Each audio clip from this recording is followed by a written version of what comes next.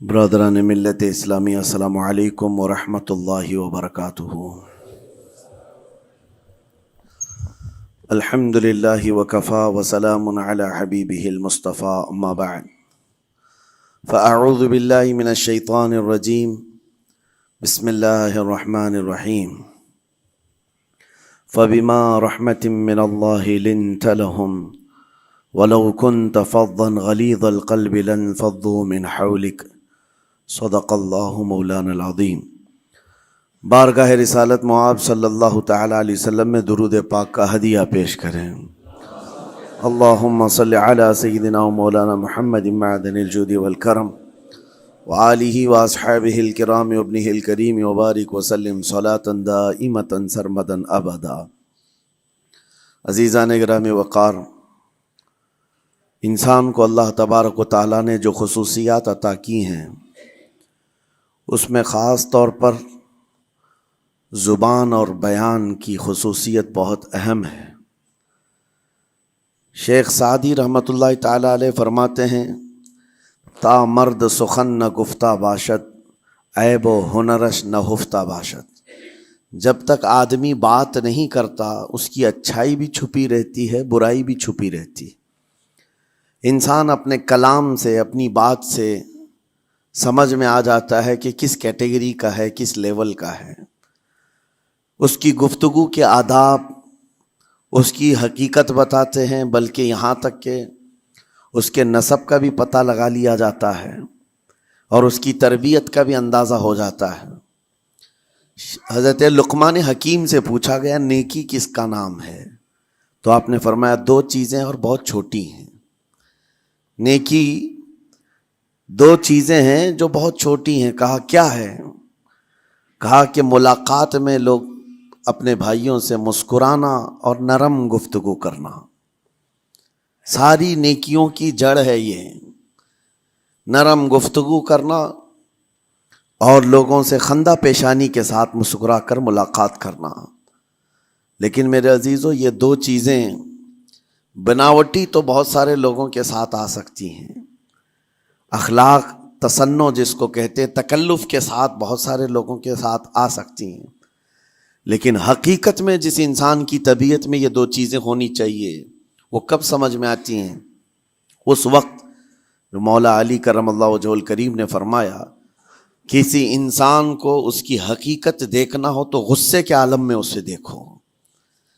وہ اپنے آپے سے باہر ہوتا ہے یا اپنے مزاج کے خلاف کس طرح بات کو سن کر کے تحمل رکھتا ہے۔ سب سے بڑا پہلوان وہ ہے جس نے اپنے غصے کو کنٹرول کیا اور اپنی زبان پر قابو پا لیا، ورنہ یہ وہ لمحہ ہے جب انسان پھٹ پڑتا ہے، جو دل کے اندر ہے سب کہہ جاتا ہے۔ آپ کو میں بتاؤں، نبی کریم صلی اللہ تعالیٰ علیہ وسلم کے عظیم اخلاق کریمہ، بخاری شریف کی حدیث ہے، حضور مسجد نبوی میں تشریف فرما ہے۔ اس وقت مسجد نبوی، آج ہو سکتا ہے آپ کے ذہن میں جو امیج ہے مسجد نبوی کی، بہت بڑی عالی شان مسجد، لیکن وہ زمانہ نبوی میں اس طرح کی نہیں ہے۔ کچی دیواریں تھی، اوپر چھپر کے چھت پڑے ہوئے تھے اور مٹی کی زمین تھی۔ یہ مسجد نبوی کی شکل اس زمانے میں حضور اکرم صلی اللہ تعالیٰ علیہ وسلم اپنے صحابہ کے ساتھ بیٹھے ہیں۔ ایک دیہات کا رہنے والا شخص آیا۔ ایک بات یاد رکھیں کہ دیہات میں، گاؤں میں رہنے والوں کے اخلاق اور تمیز میں بڑا فرق ہوتا ہے، ان کے ہاں آداب کی کمی ہوتی ہے۔ وہ شخص آیا اور مسجد نبوی میں آ کر حضور صلی اللہ علیہ وسلم سے کچھ بات چیت کیا اور تھوڑی دیر کے بعد مسجد میں ہی کھڑے ہو کر پیشاب کرنا شروع کیا۔ بخاری شریف میں یہ حدیث موجود ہے۔ جب مسجد نبوی میں کھڑے ہو کر پیشاب کرے تو صحابہ اکرام سب دیکھ کر کے دوڑانے لگ گئے، خذوہ خذوہ، پکڑو اس کو، پکڑو اس کو، اور صحابہ دوڑاتے تھے، وہ پیشاب کرتے ہوئے بھاگتا تھا پوری مسجد میں۔ نبی پاک صلی اللہ تعالی علیہ وسلم نے فرمایا دعوہ، چھوڑ دو اس کو، کر لینے دو، پیشاب کر رہا ہے مسجد میں، چھوڑ دو اس کو۔ جب وہ صحابہ اکرام حضور کا حکم سنتے ہیں، سب پیچھے ہٹ گئے۔ تھوڑی دیر کے بعد نبی کریم صلی اللہ تعالیٰ علیہ وسلم نے صحابہ سے فرمایا پانی کے ڈول بھر کر کے لائے جائیں۔ صحابہ سے ہی منگوایا، پانی کے ڈول بھر کر کے لائے گیا اور مسجد نبوی کے میدان میں فرش پر بہایا گیا اور صاف کیا گیا۔ اب وہ شخص نہایت ہی ڈرا سہما کھڑا تھا، میرے ساتھ کیا ہوگا پتہ نہیں، میں نے پیشاب کیا، اب مجھے یہ لوگ قتل کر ڈالیں۔ نبی کریم صلی اللہ تعالیٰ علیہ وسلم نے قریب بلایا اور فرمایا، نہایت نرم گفتگو کے ساتھ حضور فرماتے ہیں، یہ اللہ کا گھر ہے، یہاں پیشاب نہیں پیشانیاں رکھی جاتی ہیں۔ بس یہ جملہ ہے، بخاری شریف میں موجود ہے، یہاں عبادت کی جاتی ہے۔ اتنا کہہ کر رخصت ہو گئے، رخصت کر دیا۔ وہ دیہات سے آیا ہوا جو نوجوان تھا یا شخص تھا، باہر نکلتے ہی وہ کلمہ طیبہ پڑھ کر حضور کی غلامی میں شامل ہوا۔ میں نے وہ بلند عالی اخلاق نہیں دیکھے۔ نبی کریم صلی اللہ علیہ وسلم کے بارے میں قرآن کہتا ہے، فَبِمَا رَحْمَةٍ مِّنَ اللَّهِ لِنْتَ لَهُمْ، اللہ کی رحمت سے آپ لوگوں کے لیے نرم ہیں، اس لیے لوگ آپ کے ارد گرد لگے ہوئے رہتے ہیں۔ وَلَوْ كُنْتَ فَظًّا غَلِيظَ الْقَلْبِ لَانفَضُّوا مِنْ حَوْلِكَ، اے رسول اگر آپ سخت دل ہو جائیں تو پھر یہ سب چھٹ جائیں گے، آپ سے دور ہو جائیں گے۔ اس رسول کے لیے جب کہا گیا ہے کہ اگر آپ سخت ہو جائیں تو لوگ چھوڑ کر کے دور ہو جائیں گے، تو ہمارے اور آپ کے لیے کس قدر لہجے کی پابندی ضروری ہے۔ ہاں عزیزان گرام وقار، اپنی گفتگو، اپنے کلام، اپنی بات چیت سے آپ اپنے سلیقے بتاتے ہیں۔ گالی گلوچ کرتے ہوئے جن کی صبح شامیں ہوتی ہیں، ان کو دیکھ کر کے ہی پہچان میں آ جاتا ہے کس گھر سے یہ تعلق رکھتا ہے، کہاں ان کی تربیت ہوئی ہے، کس طرح ان کے آداب سکھائے گئے۔ اسی لیے میرے عزیزو، بچوں کو آوارہ بھی نہ چھوڑ دینا کہ وہ اپنی زبان گلی کوچوں سے سیکھ کر کے جائیں۔ کل کو ہوگا یہ کہ اس کی زبان کی وجہ سے لوگ تمہیں تان و تشنی کریں گے، اس کا باپ ایسا ہوگا اس لیے بچہ ایسا ہے، اس کی ماں اس طرح ہوگی اس لیے اس کی گفتگو ایسی ہے۔ کیونکہ موسٹلی زیادہ طور پر بچے اپنے ماں باپ کے اخلاق کو نقل کرتے ہیں، ٹرانسفر ہوتی چلی جاتی ہیں۔ ایک بار حضور اکرم صلی اللہ تعالی علیہ وسلم مسجد نبوی سے باہر نکل کر جا رہے ہیں۔ توجہ میرے عزیز ہو، اخلاق کہاں دکھانے چاہیے اور ہماری بات چیت کے انداز ہمیں کہاں ہونا چاہیے، میں آپ کو بتاؤں۔ حضور تشریف لے کر جا رہے ہیں، صحابہ اکرام کھڑے تھے حضور کے اطراف۔ مدینہ طیبہ کی ایک بوڑھی خاتون جس کا ذہنی توازن کھویا ہوا ہے، یعنی وہ دماغی طور پر ڈسیبل ہے، اور وہ آئی جا رہی تھی۔ لوگ جب بھی اس کو دیکھتے راستہ کاٹ لیتے، وہ جس کو بھی پکڑتی تھی سنانا شروع کرتی تھی، جو منہ میں آئے بکنے لگ جائے، اور لوگوں کو تنگی محسوس ہونے لگتی۔ صحابہ نے دیکھا کہ یہ عورت آ رہی ہے، حضور کی طرف آ رہی ہے، سب نے حضور صلی اللہ علیہ وسلم کو گھیر لیا، اس کا راستہ روکنے کے لیے اب آئے گی۔ اور نبی کریم صلی اللہ علیہ وسلم کے پاس اگر زبان درازی کرنے لگ جائے، پاگل عورت ہے، اور بک بک کرنے لگ جائے، حضور پاک صلی اللہ علیہ وسلم کے ادب میں کہیں کمی نہ آ جائے۔ صحابہ کا یہ ہمیشہ اہتمام رہتا۔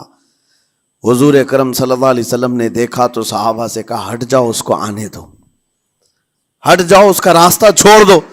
صحابہ نے کہا، یا رسول اللہ صلی اللہ علیہ وسلم، اس کا ذہنی توازن ٹھیک نہیں ہے، دماغی طور پر وہ عورت ٹھیک نہیں ہے، وہ آئے گی اور لمبی باتیں کرتی ہے، لا یعنی باتیں کرتی ہے، کہیں آپ کی شان پاک میں کوئی گستاخی نہ ہو جائے۔ صحابہ روک رہے تھے، حضور پاک صلی اللہ علیہ وسلم نے سختی سے فرمایا، ارشاد فرمایا، ہٹ جاؤ، اس کا راستہ چھوڑ دو، مجھے پتا ہے پورے مدینے میں اس کی کوئی نہیں سنتا، میں بھی نہ سنوں تو کس کو سنائے گی، اگر میں بھی نہ سنوں تو وہ کس کو سنائے گی۔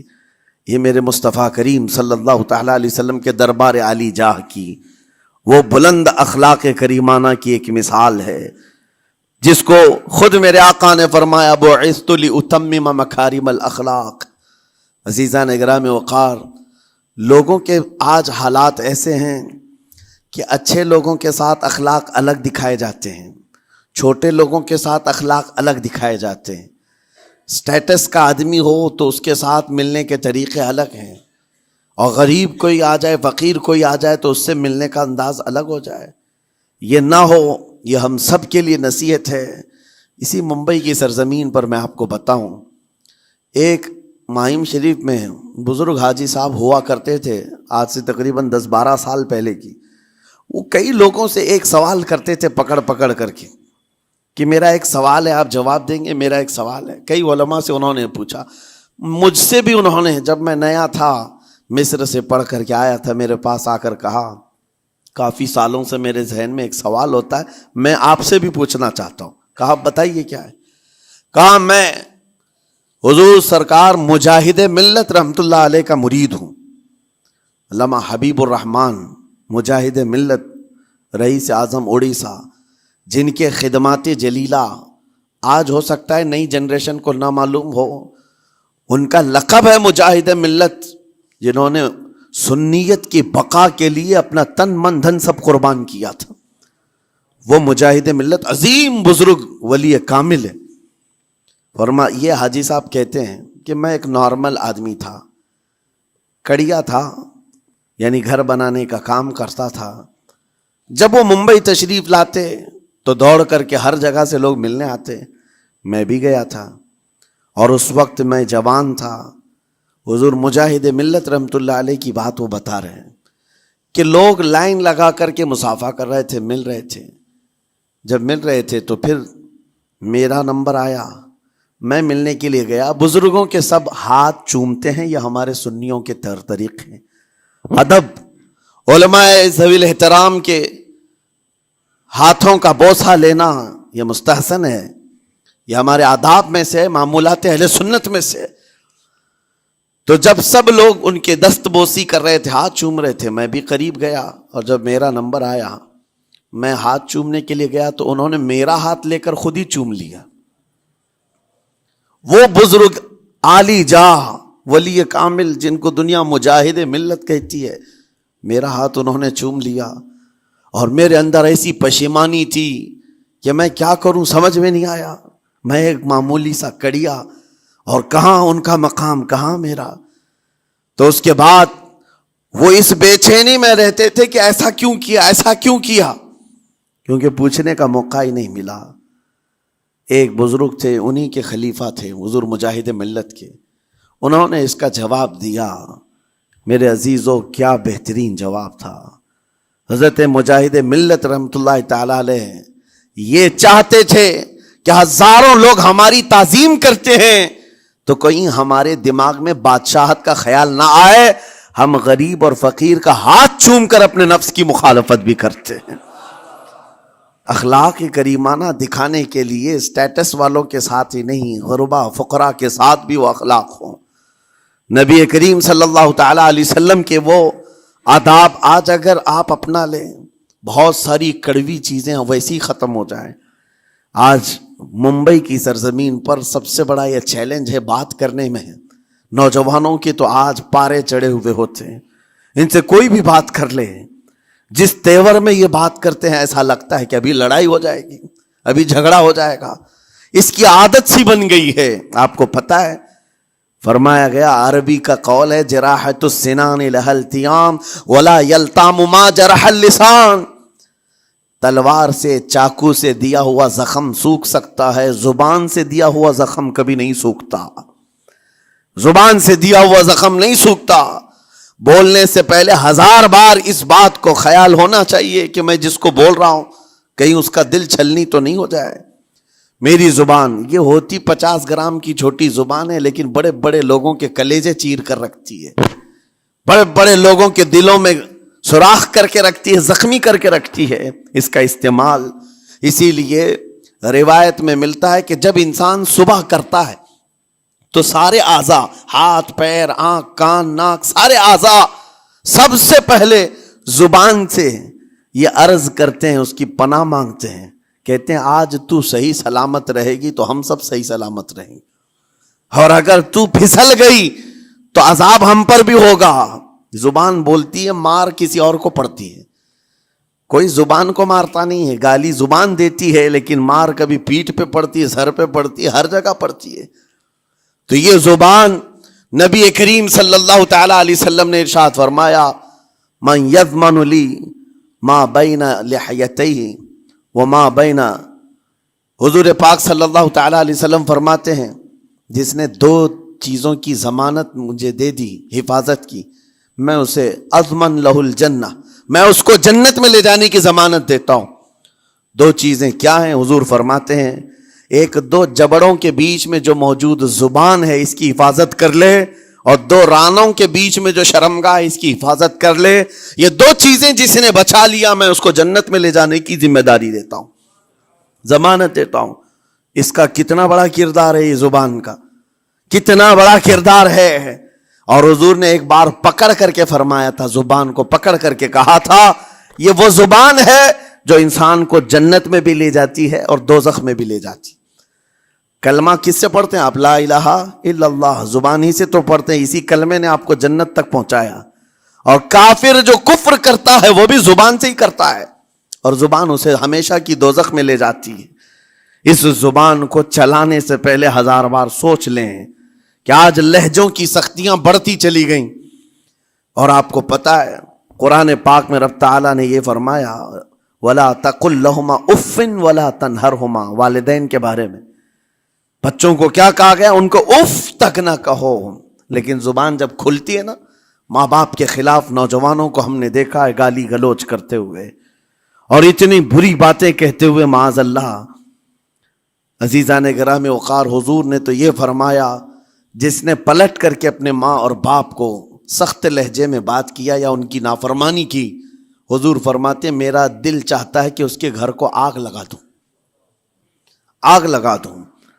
اس لیے اس بات کو ہمیشہ یاد رکھیں، تمہارے لہجے کی سختیاں کسی کو زخمی کر دیں تو آخرت خراب ہو جائے گی، آخرت خراب ہو جائے گی۔ حضرت علقمہ رضی اللہ تعالیٰ عنہ حضور کے صحابی ہیں، حضور صلی اللہ علیہ وسلم کے صحابی ہیں۔ آخری وقت آ گیا تھا لیکن زبان نہیں کھلتی تھی۔ حضور پاک صلی اللہ علیہ وسلم کے پاس سفارش لائی گئی کہ آپ کے وہ ساتھی ہیں انتقال کر رہے ہیں لیکن زبان پر کلمہ بھی نہیں آتا۔ حضور تشریف لائے، دیکھا، پوچھا گھر میں ان کے کون کون ہے؟ کہا بیوی ہے اور ماں ہے۔ ماں کو بلایا اور کہا علقمہ کے بارے میں کیا کہتی ہو، کیسا تھا ہے؟ کہا بہت اچھا، پرہیزگار، عبادت گزار، سارے نیکوکاریاں اس کے اندر ہیں۔ تو پھر حضور نے پوچھا اچھا یہ بہت نیک تھا، تم بھی اس سے راضی ہو کہ نہیں ہو؟ ماں نے کہا میں نہیں راضی ہوں، میں راضی نہیں ہوں۔ کہا کیوں، وجہ کیا ہے؟ کہا یا رسول اللہ میرا اکلوتا بیٹا، میرا تنہا بیٹا تھا، بڑی محبتوں کے ساتھ اس کو پالا تھا، اور جب میں نے اس کی شادی کی اپنی بیوی کو لایا، اور جب بیوی گھر پر آ گئی تو میری بات کو ہلکے میں لیتا، اپنی بیوی کی بات کو فوقیت دیتا، ترجیح دیتا۔ اور اس وقت غالباً یہ باتیں تھی کہ زبان سے کوئی کلمہ ان کے نکلا ہوگا جو بیوی کی حمایت میں تھی، ماں کو تکلیف پہنچ گئی۔ کہا میرا دل گوارا نہیں کرتا، میں اس سے راضی نہیں ہوں، باقی وہ بہت نیک بندہ ہے، بہت اچھا ہے۔ حضور نے فرمایا دیکھو زندگی کے آخری پڑاؤ پر آ چکا ہے، روح نکلنے کو ہے، معاف کر دو۔ وہ بھی صحابیہ تھی، انہوں نے کہا آقا آپ کا حکم ہے یا مشورہ ہے؟ اگر حکم ہے تو پھر ماننا ہے۔ حضور نے فرمایا نہیں، حکم نہیں، مشورہ ہے۔ کہا مشورہ ہے تو پھر دل نہیں چاہتا، دل نہیں چاہتا۔ حضور نے فرمایا صحابہ سے کہ لکڑیاں جمع کرو، آگ لگاؤ اور انہیں اٹھاؤ، آگ میں ڈال دو۔ آگ دہکائی گئی تو ماں کی ظاہر سی بات ہے ممتا بے چین ہو گئی۔ کہا ان کو میرے سامنے آگ میں ڈالیں گے؟ کہا ہاں، اس سے بہتر ہے کہ وہاں جلے گا، یہاں جلے۔ وہ ماں کہتی آقا آپ گواہ ہو جائیں، میں اپنے بیٹے کو معاف کرتی ہوں۔ ادھر معاف کیا، ان کی زبان پر کلمہ طیبہ جاری ہوا۔ میرے عزیزو یہ بتانا مقصود اس لیے ہے کہ زبان سے دیے ہوئے زخم خواہ والدین کو ہو، یہ معمولی نہیں ہوتے۔ ہو سکتا ہے آخری وقت تمہاری زبان بند ہو جائے اور کلمہ طیبہ بھی نہ جاری ہو، زبان کھلنے بھی نہ لگے، یہ حالات آ جائیں گے۔ اس لیے اپنی زبان کا کنٹرول برقرار رکھو، کس سے کیا کہنا ہے۔ ابھی میں اس کا دوسرا پارٹ بھی بتاتا ہوں زبان کے استعمال کا۔ یہ نرمی لہجے کے اندر ہونا بہت ضروری ہے، لیکن کچھ جگہوں پر سختی کی اجازت ہے، لیکن وہ مقامات الگ ہیں۔ نرم لہجہ حضور پاک صلی اللہ تعالی علیہ وسلم کے فرامین میں سے ہے۔ ایک بات بڑی، بغداد مقدسہ میں نے ایک ولی پاک کی زیارت کی، ان کے آستانے پر بھی میں ابھی بیان کیا تھا۔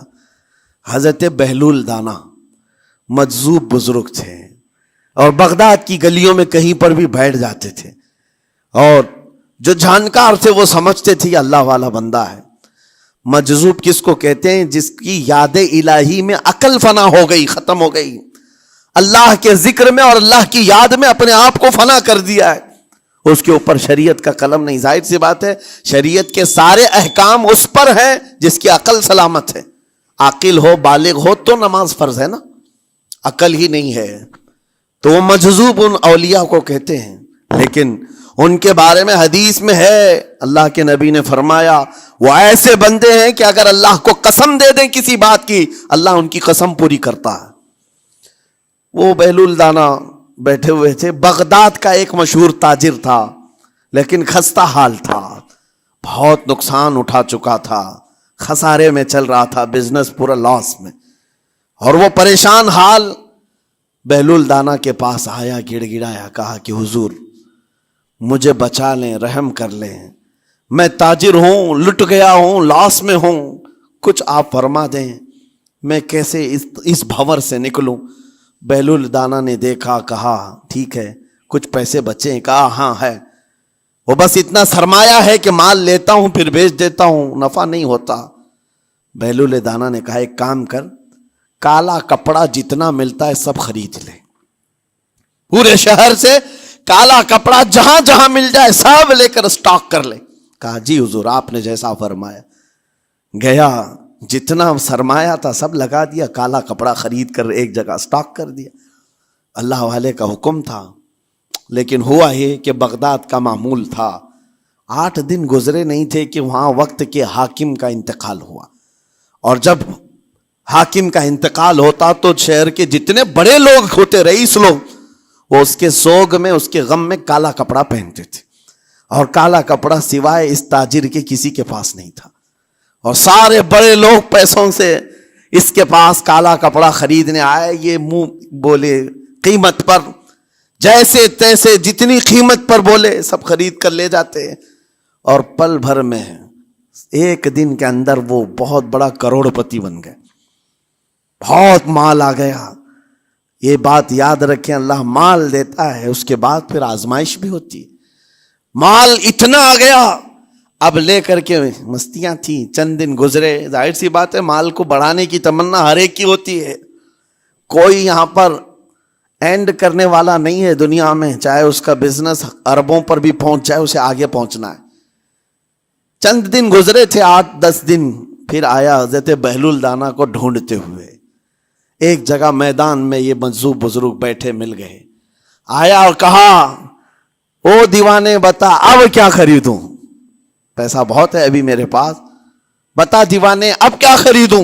انہوں نے دیکھا، کہا کہ لہجہ تو بدلا ہوا ہے، پیسہ بہت زیادہ تھا، کہا کہ ٹھیک ہے کوئی بات نہیں، اللہ والوں کو ان سب چیزوں سے کوئی لینا دینا نہیں۔ آپ نے کہا مال جتنا ہے تیرے پاس سب لے کر کے خربوز خرید لے، تربوز خرید لے، جس کو کلنگڑ کہتے ہیں، تربوز پورے خرید لے۔ اس نے کروڑوں کی جائیداد پورے تربوزوں میں لگا تھی، سب تربوز خرید کر سٹاک کر دیا ایک جگہ، اور اس کے گمان میں یہی تھا کہ چند دن گزریں گے، کوئی ایسا ہی حادثہ ہوگا جب تربوز منہ مانگی قیمت پہ لوگ خریدیں گے اور میں بیچوں گا۔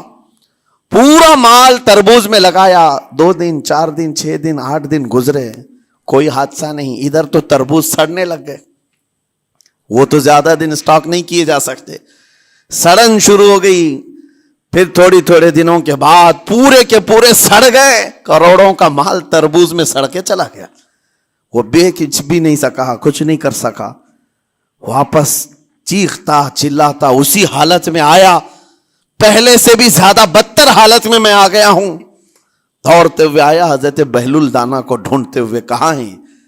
وہ اسی جگہ بیٹھے ہوئے مٹی میں بیٹھے رہتے تھے، قریب آیا اور کہنے لگا کہ آپ نے میرے ساتھ ایسا کیوں کیا بہلول؟ بہلول دانا نے کہا کیا ہوا؟ کہا میں تو لٹ گیا، تربوز میں پیسے لگائے آپ کی وجہ سے اور پورے سڑ گئے۔ بہلول دانا نے کہا میں نے تو کچھ نہیں کیا، پہلے تو تجھے نفع ملا تھا وہ تیرے لہجے کی وجہ سے، اب خسارہ ہوا ہے تیرے لہجے کی وجہ سے۔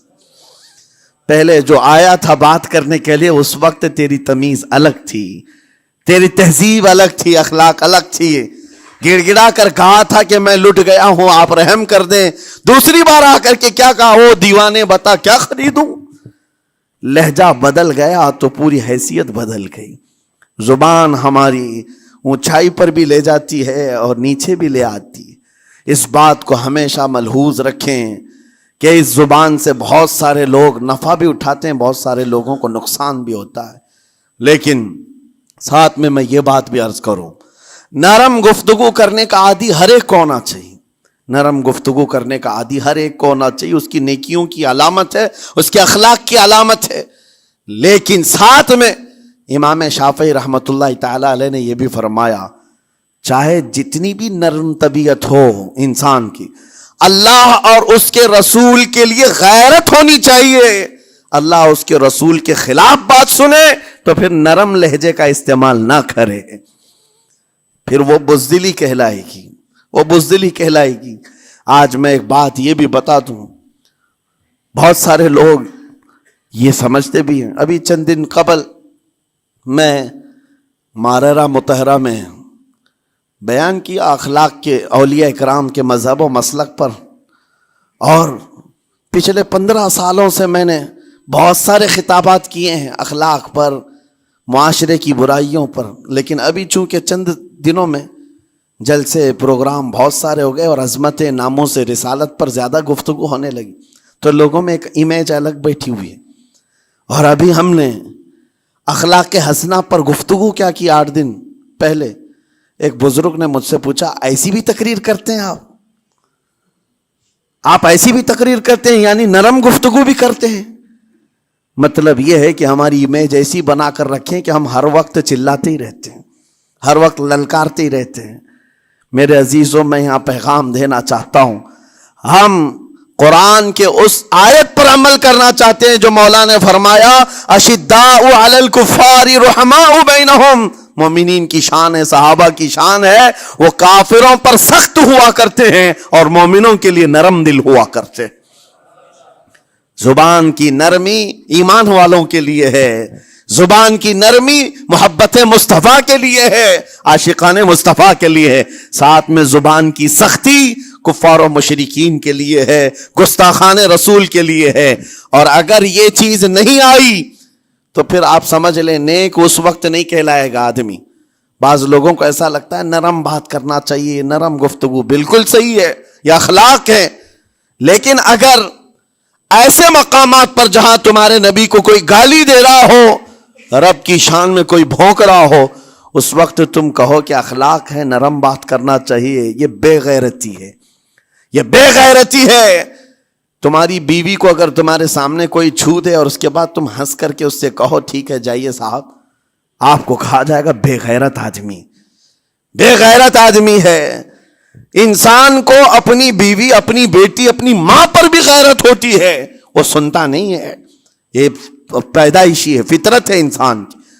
اور مومن کی شان یہ ہے سب سے بڑی غیرت اس کے لیے اللہ اور اس کے رسول کے لیے ہوا کرتی ہے، اللہ اور اس کے رسول کے لیے۔ ماں اور باپ کو گالیاں ایک وقت میں برداشت کر بھی لے جائے، لیکن اللہ اور اس کے رسول کی شان میں وہ ہرگز برداشت نہ کرے، یہ ایمان کی علامتوں میں سے ہے۔ بہرحال میں نے زبان کے دونوں استعمال آپ کو بتائے، سخت لہجے بھی ہیں، نرم لہجے بھی ہیں، لیکن جب آپ کا پالا کسی گستاخ سے نہ پڑے تو ہمیشہ نرم گفتگو کرنے کے عادی بنے۔ مومنین میں نرم لہجے کا اختیار ہمیشہ رہے، اس سے اخلاق آپ کے دکھائے جاتے ہیں، اس سے آپ کے اخلاق معلوم ہوتے ہیں، ساتھ ہی معاشرے میں نرمی اور محبت کا ماحول بھی قائم ہوتا ہے۔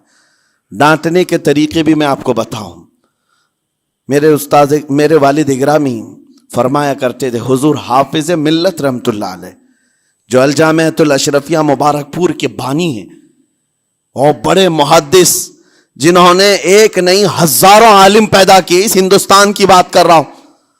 حافظ ملت رحمۃ اللہ علیہ پوری بخاری شریف پڑھاتے تھے. تقریباً 40 سال تک انہوں نے پڑھایا بخاری شریف. میرے والد ان کے شاگرد ہیں. فرماتے ہیں جب وہ بہت زیادہ ناراض ہو جاتے کسی سے, ڈانٹنا ہوتا, ہر استاد بچے کو ڈانٹتا ہے, کبھی کچھ بچہ نافرمانی کر جائے یا مزاج کے خلاف بات کرے تو استاد ڈانٹتا ہے. تو حافظ ملت رحمۃ اللہ علیہ اگر کسی شاگرد کو ڈانٹتے بھی غصے میں تو کہتے ہیں اے جنتی کیا کر رہا ہے. کہتے ہیں اگر یہ جملہ قبول بھی ہو جائے تو بچہ جنتی ہو جائے. لہجے کی یہ استعمالات اولیاء سے سیکھو میرے عزیزو. غصے پر کنٹرول اس وقت تمہارے اخلاق معلوم ہوتے ہیں جب تمہارا غصہ عروج پر ہوتا ہے. اس وقت تمہاری حقیقت لوگوں کے سامنے آتی ہے. وہ اپنے شاگردوں کو ڈانٹتے بھی تو جنتی کہہ کر ڈانٹتے ہیں. یعنی کوئی گالی نہیں ہے, کوئی برے کلمے نہیں ہیں, بلکہ ایسا جملہ ہے کہ اگر قبول بھی ہو گیا استاد کی زبان سے اس کی تو زندگی وصول ہوگی, اس کا بیڑا پار ہو گیا. ہمارے درمیان ماں باپ کو بھی یہ چاہیے کہ بچوں کو کس طرح کے اخلاق آپ دے رہے. گفتگو کرنے کے متعلق قرآن میں اللہ تعالیٰ نے آداب بتائے ہیں.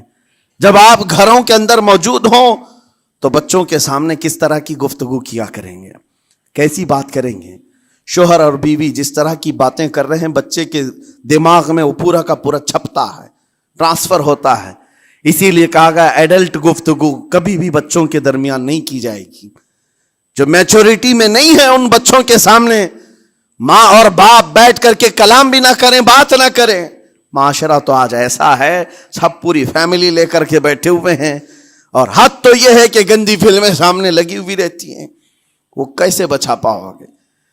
4 سال 5 سال کے بچے کے اندر بھی وہ گفتگو, وہ مکالمات, ایک دوسرے سے بات کرنے کی تمیزیں, وہ سب وہاں سے سیکھتا آ رہا ہے. گھروں کے اندر ماحول کو تبدیل کرنے کے لیے آپ کی اپنی زبان پر کنٹرول اور اپنے بچوں کی تربیت اور ان کی زبان پر کنٹرول بہت ضروری ہے. پھر دیکھنا آپ یہ معاشرہ پیدا کر کے کل کو آپ کا بچہ نکلے گا, اس کی تمیز, اس کے اخلاق پر ہر کوئی اش اش کرے گا. چند دنوں کی محنت ہے آپ کی, لیکن بچے جب سلیقے کے ساتھ گفتگو کریں تو لوگوں کا دل جیت لیا کرتے ہیں. بات کرنے کے آداب ایسے ہیں کہ لوگ دل جیت لیا کرتے ہیں. یہ میرے استاد گرامی مصر کے رہنے والے تھے. جب خطابت ہمیں سکھا رہے تھے گفتگو کرنے کے آداب, تقریر کرنے کے آداب, تو ایک امام غزالی کا قول تھا کلم الناس علی قدر عقولہم, لوگوں سے ان کی عقل کے مطابق بات کرو. اس پر وہ سمجھاتے ہوئے ہمیں ٹریننگ دیتے تھے اور کہتے تھے کہ تمہارے پاس آنے والے کئی طرح کے لوگ ہوں گے. اگر تم امام ہو, اگر داعی ہو, خطیب ہو, مقرر ہو, کوئی غریب گھر سے, کوئی بڑے امیر گھر سے, کوئی پڑھا لکھا آئے گا, کوئی جاہل ہوگا, کوئی بدتمیز بھی ہوگا, کوئی نیکوکار, کوئی گنہگار, سب طرح کے مکس مجموعہ تمہارے پاس ہوگا. ان سے خطاب کرنا, ان سے بات کرنا, کس انداز سے بات کرو گے, کیسے ان سے کلام کرو گے. میرے عزیزو یہ ہمارا اپنا ہنر نہیں ہے. ہم جو آپ کے سامنے گفتگو کر رہے ہیں یہ ہمارا فن نہیں ہے, یہ اپنا پیدا کیا وہ ہنر نہیں ہے. ہمیں سکھایا گیا تھا صرف اور صرف آپ کو اس مجمع سے اور یہ آئے ہوئے جمع غفیر سے بات کرنے کے لیے ایک ہی اسلوب اپنانا ہے. دیکھنا ہے کہ رسول اللہ کیسے بات کیا کرتے تھے. میرے آقا صلی اللہ تعالیٰ علیہ وسلم کا اسلوب اپناؤ. حضور کے خطبے دیکھو, حضور جب خطاب کرتے, ظاہر سی بات ہے مسجد نبوی میں اس وقت بھی لوگ, ہر طرح کے لوگ آتے, دیہات کے بھی تھے, شہر کے بھی تھے, اعلیٰ دماغ والے لوگ اور کئی الگ الگ قسم کے لوگ آتے. حضور کا خطاب سب کے لیے تھا. عزیزان گرامی, ان سنتوں پر عمل کر کے آج آپ اپنے لہجے کو بہتر بنا سکتے ہیں. بس میری گفتگو کا خلاصہ یہی ہے کہ اللہ تعالیٰ ہمیں زبان کا صحیح استعمال عطا فرمائے, ورنہ یہ زبان کی سختیاں اور اس کی کڑواہٹ ہمیں دوزخ میں بھی لے جاتی ہے, دوزخ تک لے جا سکتی ہے. اللہ تعالیٰ اس کی مکاریاں, اس کی عیاریاں اور اس کی شرانگیزیوں سے ہم سب کی حفاظت فرمائے. ساتھ میں یہ بھی میں بتا دوں, وہ زبان پاک نہیں بولتی, وہ زبان پاک نہیں بولتی جو حلال نہیں کھاتی. یہ بھی بزرگوں نے فرمایا ہے, یہ زبان پاک نہیں بولتی جو حلال نہیں کھاتی. اسی سے ہر کچھ گزرتا ہے, اندر پیٹ میں جاتا ہے. حلال لقمے اس سے گزارو تو زبان پاک بولے, اللہ کا ذکر کرے اور تمہیں زبان میں وہ لذت آنے لگ جائے. لیکن اس سے حرام لقمے گزارتے رہو گے, اس کے لہجے کی سختیاں بھی آ جائیں گی, اس کے اندر کڑواہٹ بھی آ جائے گی, گالی گلوچ یہ سارے استعمالات یہ زبان کرنے لگ جائے گی. کیوں؟ اس سے حرام لقمے جو گزارے جا رہے ہیں. اس چیز کا بھی خیال ضروری ہے. زبان کو جس طرح کا پیٹرول دو گے ویسی چلے گی یہ گاڑی. جس طرح کا ڈیزل اس کے اندر ڈالتے ہو, حرام یا حلال, یہ بہت معنی رکھتا ہے. اور ایک بات یہ بھی سن کر کے چلے ہیں کہ حضرت سلیمان علیہ السلام کے زمانے میں ایک مناظرہ ہوا تھا علماء کا. بعض لوگوں نے کہا کہ انسان کی ایک جماعت تھی, انسان کی زبان افضل ہے, منہ افضل ہے, اس لیے کہ وہ اللہ کا ذکر کرتی ہے. بعض نے کہا کہ نہیں, انسان کے پیچھے کا مقام اچھا ہے, اس سے بہتر ہے. یہ دونوں کی تکرار میں حضرت سلیمان علیہ السلام کے پاس بات آئی, آپ بتائیں. تو ان سے پوچھا تم اتنی بڑی بات کیوں کہہ رہے ہو؟ اس کے پیچھے کا مقام اچھا ہے. کہا کہ اس لیے کہ وہ صرف نجاست نکالتا ہے, وہ صرف نجاست نکالتا ہے, وہ مقام غلاظت باہر کرتا ہے, غلاظت اندر لیتا نہیں. زبان غلاظت اندر بھی لیتی ہے, حرام کھاتی بھی ہے, لوگوں کو زخمی بھی کرتی ہے. ان علماء کی دلیل تھی. تب آپ نے فرمایا بات ٹھیک ہے, جس انسان کا زبان پر کنٹرول نہیں, حرام کھاتا ہو اور بد کلامی کرتا ہو, گالی گلوچ ساری چیزیں کرتا ہو, آپ نے فرمایا اس سے بہتر اس کا پیچھے کا مقام ہے. اور جو انسان کنٹرول رکھتا ہے, حلال کھاتا ہے اور لہجے کی نرمی رکھتا ہے, ظاہر سی بات ہے اس کا منہ ہی افضل ہے, اس کی زبان افضل ہے. اب یہ تو فیصلہ سب کا ہے, کس کو کیا چیز اختیار کرنی ہے. عزیزان گرامی وقار, یہ بہت بڑی بات ہے جو میں آپ کے سامنے کہہ رہا ہوں. زبان کو اگر کسی دوسری جگہ سے کمپیئر کیا جائے تو لگتا ہوگا نرم, یہ بالکل اچنبے والی بات ہے, عجوبے والی بات ہے, یہ کون سا کمپیریزن ہے. وجہ یہی ہے, بعض لوگوں کو ہم نے اتنا گندا بولتے ہوئے دیکھا ہے, اس سے بہتر ہے کہ وہ نہ بولیں. لوگوں کو زخمی کرتے ہیں, کسی کے مقدسات پر حملے کرتے ہیں. اللہ تعالیٰ ان کے زبان کی شرارتوں سے ہماری حفاظت فرمائے. اور کریم خدا ارحم الراحمین مولا اس چیز سے بھی ہمیں حفاظت فرمائے. قیامت کے دن کچھ لوگ صرف اس لیے پکڑے جائیں گے کہ وہ کچھ نہیں بولتے تھے, لیکن وہ جن کے ساتھ رہتے تھے وہ بولتے تھے, وہ لوگ بولتے تھے, اور ان کی وجہ سے یہ خاموش رہنے والا جو ساتھ میں تھا اسے بھی جہنم میں لے جایا جائے گا. اور وہ اس دن کہے گا پکار کر, یا ویلتا لیتنی لم اتخذ فلانا خلیلا, اے کاش میں فلاں کی دوستی نہیں کیا ہوتا تو اچھا ہوتا, آج میں بچ گیا ہوتا. اپنے ماحول کو بچاؤ, جہاں زبان کی خرابی دیکھو اپنے آپ کو بھی بچاؤ اور اس ماحول سے بھی اپنے کو دور رکھو. اللہ کی بارگاہ میں دعا ہے مولا تعالیٰ اس زبان کو خالص اپنے ذکر میں لگائے اور اپنے حبیب پاک کے ذکر میں لگائے. مولا تعالیٰ ہم کو زبان کی بد کلامیوں سے محفوظ و مامون فرمائے. وآخر دعوانا ان الحمد للہ رب العالمین. السلام علیکم.